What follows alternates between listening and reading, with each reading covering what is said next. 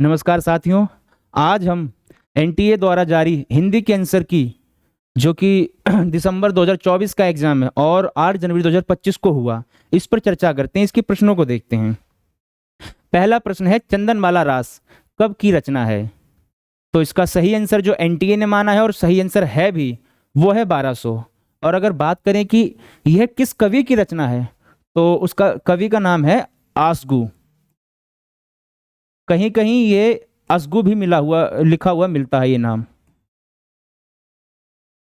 अगला प्रश्न, कानों में कंगना कहानी संवत 1970 में कौन सी पत्रिका में छपी? तो इसका आंसर सही है जो वो है इंदु पत्रिका। और अगर कहीं कहीं हमें ये सन है जो संवत, ये ईस्वी में मिलता है, तो अगर ईस्वी में निकालना हो तो इसमें 57 वर्ष माइनस कर दीजिए। जैसे कि ये 1913 ईस्वी में कहानी लिखी थी राजा राधिका रमन प्रसाद ने। राजा राधिका रमन। और अगर बात करते हैं सरस्वती पत्रिका, तो इसका कार्यभार 1903 में महावीर प्रसाद द्विवेदी ने संभाला। और कवि वचन सुधा, यह पत्रिका भारतेंदु हरिश्चंद्र ने निकाली थी। अगला प्रश्न, निम्न में से कौन से युग्म सही हैं? कहानी कंकाल, यह गलत है। कंकाल प्रसाद जी का उपन्यास है जो कि प्रसाद जी ने 1929 के आसपास लिखा था। इनके 3 ही उपन्यास हैं, इरावती, कंकाल और तितली। तो इस हिसाब से उपन्यास तो प्रसाद जी का, ये तितली ठीक है। संग्राम नाटक, ये वो उनका क्या नाम है, गोदान जिन्होंने लिखी, मुंशी प्रेमचंद, उनका नाटक है संग्राम करबला, और ये भी ठीक है इस हिसाब से। संस्मरण गबन नहीं, ये गबन उपन्यास है मुंशी प्रेमचंद जी का। इस हिसाब से हम देखते हैं तो बी और सी आंसर 2 इसका सही है। चूरन अमल वेद का भारी, जिसको खाते कृष्ण मुरारी, मेरा पाचक है पचलोना, जिसको खाता श्याम सलोना। पंक्तियां अंधेर नगरी नाटक के किस अंक से ली गई हैं? तो इसका सही आंसर है दूसरे अंक से ये पंक्तियां ली गई हैं। चलो गया, ठीक है। हाँ चल रहा है, ठीक है। और ये नाटक भारतेंदु हरिश्चंद्र ने 1881 में लिखा था। भारतेंदु जी ने 1881 में। अगला प्रश्न, निम्न में से कौन सी पंक्ति और नाटक का मिलान सही नहीं है, यह आपको बताना है। तो बकरी को क्या पता था मशक बन के रहेगी, पानी भरेंगे लोग और वह कुछ न कहेगी। अंधेर नगरी, ये गलत है। ये पंक्ति है बकरी नाटक से, जो कि सर्वेश्वर दयाल सक्सेना का नाटक है। वो आदमी जितना ज्यादा साथ रहे, एक हवा में सांस ले, उतना ही ज्यादा अपने को एक दूसरे से अजनबी महसूस करे, आधे अधूरे। ये पंक्ति बिल्कुल ठीक है। ये बड़ी लड़की बोलती है, बिन्नी, निसंदेह अनंत देवी के इंगित पर कुमार गुप्त नाच रहे हैं, एक घूंट। यह गलत। सौभाग्य नहीं, कौन सा सही नहीं है बिल्कुल, तो इसका आंसर, ये पंक्ति बिल्कुल गलत है। इस हिसाब से ये सही होगा और ये गलत, क्योंकि ये सही बात है। इसलिए आंसर ए और सी, निसंदेह अनंत देवी के इंगित पर कुमार गुप्त नाच रहे हैं, ये बात गलत, जबकि ये बात स्कंद गुप्त नाटक में आती है। सौभाग्य और दुर्भाग्य मनुष्य की दुर्बलता के नाम में, बिल्कुल ठीक बात है। सुना है आपके भतीजे असदुल्ला खां की शादी हो गई, आगरा बाजार नाटक की लाइन है, बिल्कुल ठीक है। इसका आंसर ये है, ए और सी। अगला प्रश्न, निम्नलिखित में से कौन सी युग्म सही है? अब पूछा है सही कौन सी है, तो हम देखते हैं इसका आंसर क्या है। सही इसका आंसर है बी, सी और डी। मूर्खता मेरी जन्मजात विरासत थी, मुर्दहिया, गलत। कर्म बहुत से आघात सहने का एकमात्र उपाय होता है, एक बूंद सहसा उछली, बिल्कुल ठीक। जन विज्ञान की पहली कसौटी रंग की है, माटी की मूर्तें, बिल्कुल ठीक। आरंभ जितना महत्वपूर्ण होता है अंत उतना ही महत्वहीन, आवारा मसीहा, ये बिल्कुल ठीक लाइन है। बी, सी और डी। किसी भी शासन के दो प्रमुख अंग होते हैं, सुरक्षा और विधि व्यवस्था। क्या भूलूं क्या याद करूं, गलत। निम्न में से कौन से युग्म सही हैं? रीति सुभाषा कवित्व की वर्णत बुद्ध अनुसार, चिंतामणि की पंक्ति है। जो विश्रब्द नवोढ़ यो वर्णत कवि रस रीति, भिखारी दास की पंक्ति है। सुकविन हूँ कि कछु कृपा समुझी कविन को पथ मतिराम, अपनी अपनी रीति के काव्य और कवि रीति देव, काव्य की रीति सीख्यो सुकविन को भूषण, यह गलत। इसका आंसर है ए और डी, अपनी अपनी रीति के कवि और कवि रीति के देव।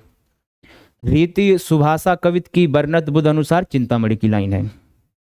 अगला प्रश्न, आवारा मसीहा के आधार पर निम्न में से कौन से कथन गलत हैं? नागपुर के कांग्रेस अधिवेशन में देशबंधु चाहते थे कि असहयोग का प्रस्ताव पास हो। अगली लाइन, देशबंधु अपने खर्चे पर 200 प्रतिनिधियों का दल लेकर आए थे। देशबंधु दास ने घोषणा की थी कि वे अपने वकालत छोड़ देंगे। देशबंधु दास की आय और उनके ऐश्वर्य की कोई सीमा न थी। देशबंधु के वकालत छोड़ने के समय शरत बाबू बड़ोदरा में रहते थे। तो इसका सही आंसर है ए, बी और ई। नागपुर के कांग्रेस अधिवेशन में देशबंधु चाहते थे असहयोग का प्रस्ताव पास हो, और देशबंधु अपने खर्चे पर 200 प्रतिनिधियों का दल लेकर आए थे, और ई, देशबंधु के वकालत छोड़ने के समय शरद बाबू बड़ोदरा में रहते थे। अगला प्रश्न है, भीष्म साहनी के कहानी संग्रहों के कौन से युग्म सही हैं? भाग्य रेखा 1953, भटकती राख 1966 और डायन 1957, पहला पाठ 1984, पाली 1998। इसका सही ऑप्शन है केवल ए और बी, भाग्य रेखा 1953, भटकती राख 1966। अगला प्रश्न, अर्ध संवृत स्वर निम्न में से कौन सा है? इसका सही आंसर है ओ, भारतेंदु हरिश्चंद्र। मिलान करने हैं भारतेंदु हरिश्चंद्र का कौन सी रचना है इसमें से, और जयशंकर प्रसाद की, उपेंद्रनाथ अश्क और लक्ष्मी नारायण लाल की। तो मिलाते हैं उपेंद्रनाथ अश्क की रचना, पहले भारत इनकी मिलाते हैं। भारतेंदु हरिश्चंद्र, मुद्रा राक्षस। जयशंकर प्रसाद, जन्मेजय का नागयज्ञ। और अब देखते हैं एक बार ऑप्शन ई 4, इसमें भी है इसमें भी है, ये दोनों ऑप्शन गलत। आगे बढ़ते हैं बी, जयशंकर प्रसाद, जन्मेजय का नागयज्ञ। ऑप्शन ए ठीक है, ये भी गलत क्योंकि यहां पर 3 दे रखा है। अगला प्रश्न, अज्ञे की रचनाओं के आधार पर निम्न पर सूची 1 से सूची 2 का मिलान कीजिए। कौन सी पंक्ति कहां पर आई है? वह आदमी का घर जब जलता है तब उसे दुख होता है। वह चाहता था एकदम इन सबके जीवन से निकल जाए। धर्म वही धर्म जिसे तुम एक स्थूल की नौकरी के लिए बेच खाते हो। यह किसकी लाइनें हैं? मुझे ऐसा लग रहा था कि इस घर पर जो छाया घिरी हुई है वह अज्ञात रहकर भी मानो मुझे भी वश में कर रही है। ये लाइन गैंग्रीन की है। अब एक डी का 3, इसका आंसर है ए। 1-2, आदमी का घर जब जलता है तब उसे दुख होता है, द्रोही। वह चाहता था एकदम इन सबके जीवन से निकल जाए, विपथ का। धर्म वही धर्म जिसे तुम एक स्थूल की नौकरी के लिए बेच खाते हो, हर सिंगार। अगला प्रश्न, सूची 1 से सूची 2 का मिलान कीजिए। शनिचर राग दरबारी उपन्यास का पात्र है। भट्टिनी बाण भट्ट की आत्मकथा उपन्यास की पात्र है। कमली मैलांचल जयदेवपुरी झूठा सच। 1-4, ये गया नहीं 3, सॉरी 1-3 ये गया फिलहाल। आगे B-4 केवल ये भी गया और ये भी गया। ये आंसर है इसका 3। अगला प्रश्न,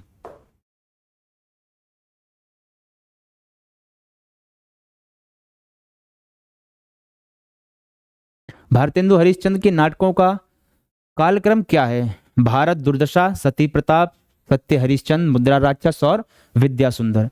इनका कालक्रम पूछा गया है। इनका कालक्रम है विद्या सुंदर, सत्य हरिश्चंद्र, मुद्रा राक्षस और भारत दुर्दशा और सती प्रताप। आंसर 3। आकाशदीप कहानी में प्रेम और घृणा की गहन आवेगमयता की गहरी टकराहट है। ये उपरोक्त कथन किस लेखक का है? तो इसका ऑप्शन है आचार्य रामचंद्र शुक्ल, बच्चन सिंह, हजारी प्रसाद द्विवेदी और डॉक्टर नगेंद्र। तो इसका सही ऑप्शन जो होगा वो होगा बच्चन सिंह। प्रतिभा काव्य हेतु से संबंधित पंक्तियों के रचनाकारों का सही युग्म कौन सा है? तस्य च कारणम कवि गता केवल प्रतिभा च, किसका वक्तव्य है? प्रज्ञा नवनोन्मेष शालिनी प्रतिभा मता, भक्तों की लाइन है। कवित्व बीजम प्रतिभानम, वामन की लाइन है। प्रतिभा कारणम तस्य व्युत्पत्तिस्तु विभूषणम, भामा की लाइन है। काव्यम तु जायते जायतु जातु कस्यचित प्रतिभावतः, आचार्य जगन्नाथ दास रत्नाकर की लाइन है। इसका सही आंसर क्या है? केवल बी और सी। बी और सी। वामन की लाइन है कवित्व बीजम प्रतिभावानम, प्रज्ञा नवोन्मेष शालिनी प्रतिभा मता, भट्टतोत की लाइन है। अगला, जामुन के पेड़ के आधार पर सूची 1 का सूची 2 से मिलान कीजिए। सेक्रेटरी, अच्छा हुआ कि तना तुम्हारे कूल्हे पर गिरा, अगर कमर पर गिरता तो रीढ़ की हड्डी टूट जाती। क्लर्क, मगर इस तरह तो मैं मर जाऊंगा। हमारा विभाग किसी हालत में इस फलदार वृक्ष को काटने की इजाजत नहीं दे सकता, मगर एक आदमी की जान का सवाल था। अब इनके मिलान करने हैं। मगर इस तरह तो मैं मर जाऊंगा, ये आदमी का कथन है। डी का 2 देखा जाए तो इसमें है ऑप्शन 2, केवल 2। सेक्रेटरी कहता है हमारा विभाग किसी हालत में इस फलदार वृक्ष को काटने की इजाजत नहीं दे सकता। बी क्लर्क कहता है मगर एक आदमी की जान का सवाल है। C1 माली कहता अच्छा हुआ कि तना तुम्हारे कुल्हे पर गिरा, अगर कमर पर गिरता तो रीढ़ की हड्डी टूट जाती। अगला प्रश्न, दिशा की खोज उपशीर्षक किस रचना से संबंधित है? इसका सही ऑप्शन है आवारा मसीहा। इसके लेखक हैं विष्णुचंद। विष्णु और विष्णु प्रभाकर। विष्णु प्रभाकर। और इसमें शरद चंद्र जो कि बंगाली रचनाकार हैं, उनकी जीवनी दी गई है। चंद्र, शरद चंद्र चट्टोपाध्याय जी की। साहित्य की ताजगी और वेद्यता जितनी शौकिया लेखक में होती है उतनी पेशेवर में नहीं होती। उपरोक्त कथन किस रचना की भूमिका से है? हिंदी साहित्य का इतिहास, आवारा मसीहा, एक कहानी यह भी, और संस्कृति के 4 अध्याय। तो इसका सही आंसर है संस्कृति के 4 अध्याय। अगला प्रश्न, जातियां इस देश में अनेक आईं, लड़ती झगड़ती भी रही, फिर प्रेम पूर्वक बस गई हैं। सभ्यता के नाना सीढ़ियों पर खड़ी और नाना और मुख करके चलने वाली जातियों के लिए एक सामान्य धर्म खोज निकालना कोई सहज बात नहीं थी। उपरोक्त पंक्ति किस निबंध से है? कविता क्या है? मजदूरी और प्रेम, नाखून क्यों बढ़ते हैं और उठ जाग मुसाफिर।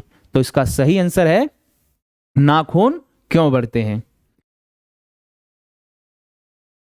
तो इस निबंध के रचनाकार हैं हजारी प्रसाद द्विवेदी जी।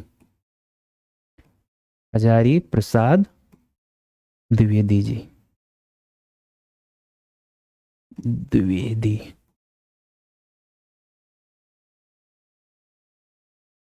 तो आज हम बस केवल 20-21 प्रश्न करेंगे। अभी देख लेते हैं कुछ हमारा छूटा तो नहीं 20-21 प्रश्नों में।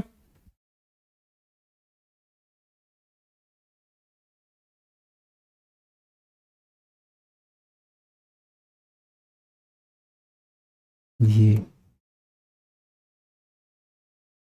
नहीं, ये तो अगला प्रश्न है।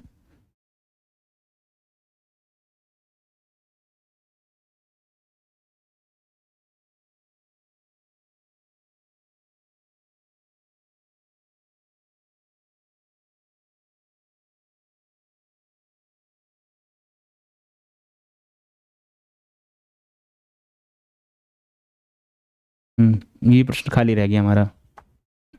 क्वेश्चन नंबर 55, चढ़ली जवानी मोरा अंग अंग फड़के से, कब हुई है गवना हमार भौजिया। मैला अचल के इस गीत का प्रकार निम्न में से कौन सा है। सोहर गीत है, कटनी गीत है, भौजिया गीत है और कजरी गीत है। तो इसका सही आंसर है भौजिया गीत। मैला अचल उपन्यास 1954 में रेणु जी ने लिखा था, 1954 में। सोहर गीत वे होते हैं जो बच्चे के जन्म पर गाए जाते हैं।